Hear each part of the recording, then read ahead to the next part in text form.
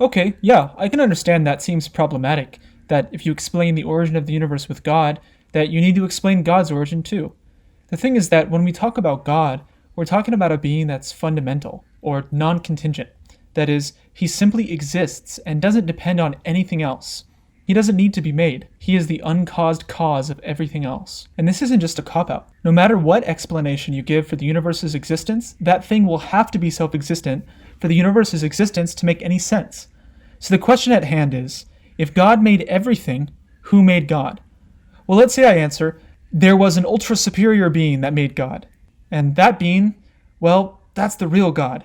Oh, but then who made that God? Well, whatever made that God is the real God. And so on and so forth.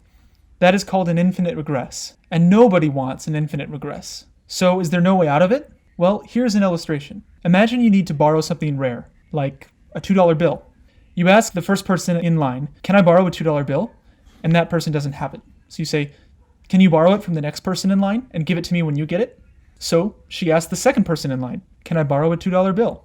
That person doesn't have it. The same instruction is given. So the second person asks the third person in line, can I borrow a $2 bill? And so on and so forth down this line of unknown length. Now, if no one has it in the entire line, and if the line was infinitely long, then that's infinite regression. They will keep asking to borrow forever, and you would never get the $2 bill. But let's say, after some unknown time, the first person hands you the $2 bill and says, hey, I got it. Now, what do you know for sure? You don't know who, but you know that someone in that line actually had a $2 bill that he did not have to borrow. If everybody had to borrow, then you could never actually get one. And that's why we know we're not in an infinite regression.